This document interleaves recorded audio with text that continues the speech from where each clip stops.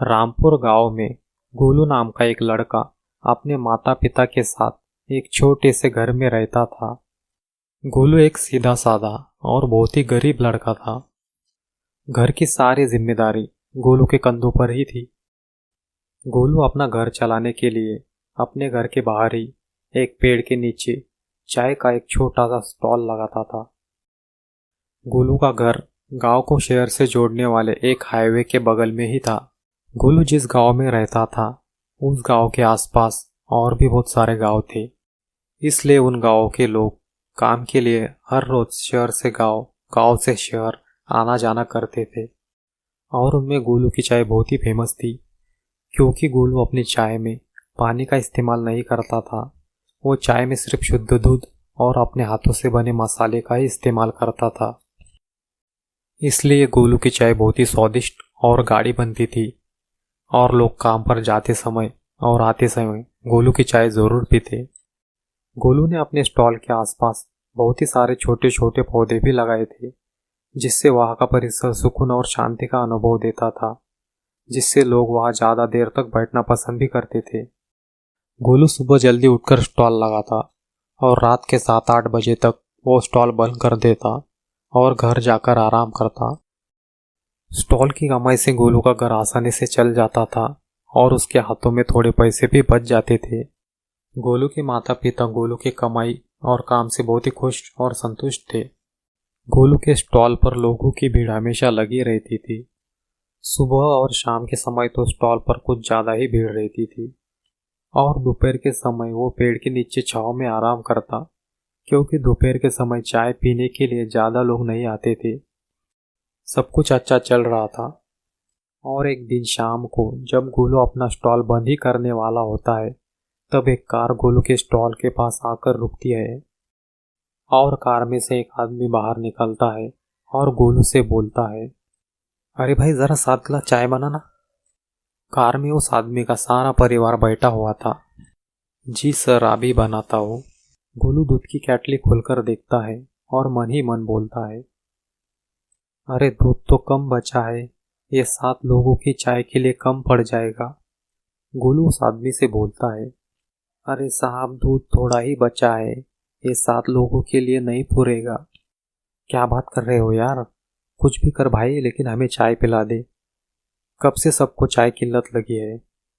दूध में थोड़ा पानी डाल दे, लेकिन हमें चाय पिला दे भाई। ठीक है साहब। गोलू दूध में पानी डाल देता है और सबको चाय देता है। सब चाय पीने लगते हैं और सबको चाय बहुत पसंद आती है, और वो गोलू की तारीफ भी करते हैं। वाह भाई, क्या चाय पिलाई तुमने, मज़ा ही आ गया। और वो लोग वहाँ से चले जाते हैं, और गोलू सोचने लगता है, मैंने दूध में पानी डाला फिर भी उन लोगों को चाय अच्छी लगी, क्यों ना अब हर बार दूध में थोड़ा पानी डालकर चाय बनाई जाए, जिससे मेरा मुनाफा भी ज़्यादा होगा। और वो अगले दिन वैसे ही करता है। वो चाय बनाते समय दूध के साथ थोड़ा पानी भी डाल देता है, लेकिन तब भी लोगों को चाय के स्वाद में इतना कुछ फर्क महसूस नहीं होता। कुछ दिन तो ऐसे ही चलता है, और अब गोलू की पहले से थोड़ी ज़्यादा भी कमाई होने लगती है।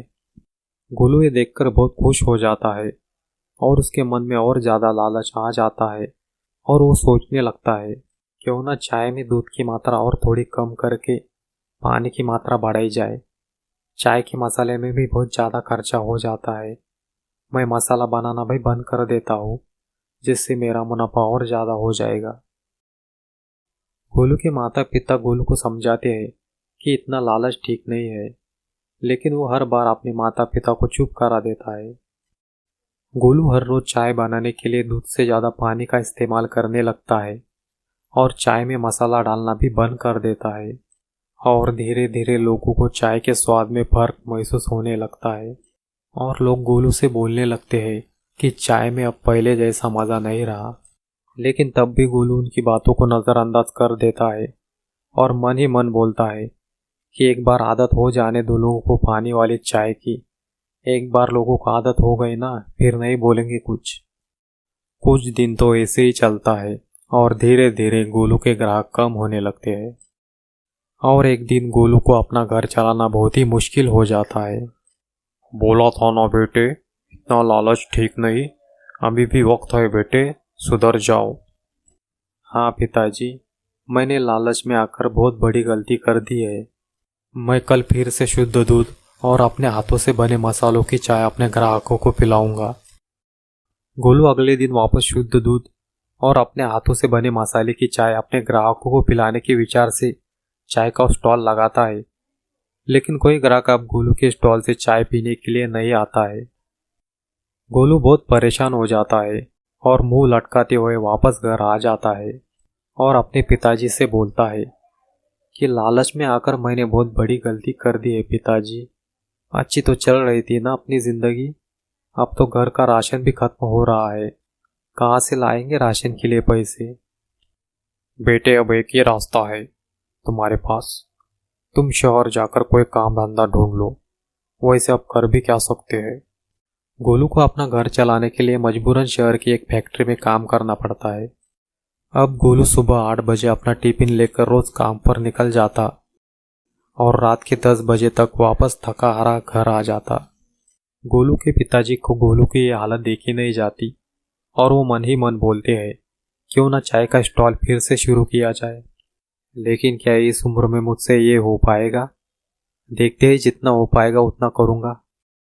और गोलू के पिताजी हर रोज गोलू काम पर जाने के बाद गोलू को बिना कुछ बताए चाय का स्टॉल लगाने लगे और चाय बनाने के लिए शुद्ध दूध और गोलू बनाता था वैसा ही मसाला चाय में डालने लगे। और दूसरी तरफ गोलू अपने काम से खुश नहीं था, लेकिन वो कर भी क्या सकता था, फैक्ट्री में काम करना उसकी मजबूरी थी। फैक्ट्री के सुपरवाइजर जो बोले वो काम उसे करना पड़ता था, जैसे कि भारी वजन उठाना, झाड़ू और पोछा मारना। जैसे जैसे दिन बीत रहे थे वैसे वैसे गोलू की तबीयत खराब होने लगी थी। गोलू को इतनी भागदौड़ की आदत नहीं थी, जिससे वो कमजोर होने लगा था।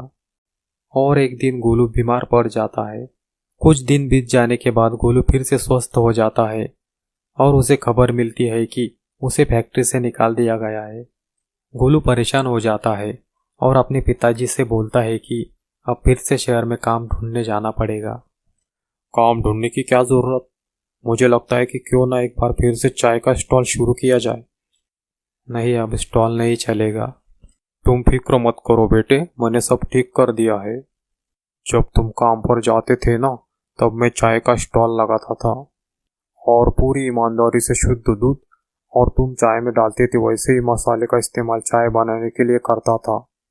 शुरुआत के दिनों में तो कोई नहीं आया, लेकिन बाद में थोड़े थोड़े लोग चाय पीने के लिए आने लगे और अब तो पहले जैसे भीड़ लगी रहती है चाय पीने के लिए। अब इस उम्र में तो मुझसे इतनी भीड़ संभाली नहीं जाती, अब तुम ही संभालो अपना चाय का स्टॉल। गोलू की आंखें भर आती है और गोलू अपने पिताजी को गले लगा लेता है। अब गोलू फिर से चाय का स्टॉल लगाने लगा और गोलू अपने ग्राहकों को पहले की तरह शुद्ध दूध और अपने हाथों से बने मसाले की चाय पिलाने लगा। अब गोलू का चाय का स्टॉल पहले जैसे चलने लगा था और गोलू के चेहरे पर पहले जैसी रौनक और खुशी भी आ गई थी। ये देखकर गोलू के माता पिता को भी राहत मिल जाती है और गोलू भगवान को हाथ जोड़ते हुए धन्यवाद करता है और बोलता है, अब मैं किसी लालच में नहीं आऊँगा और अपना काम पूरी ईमानदारी से करूँगा।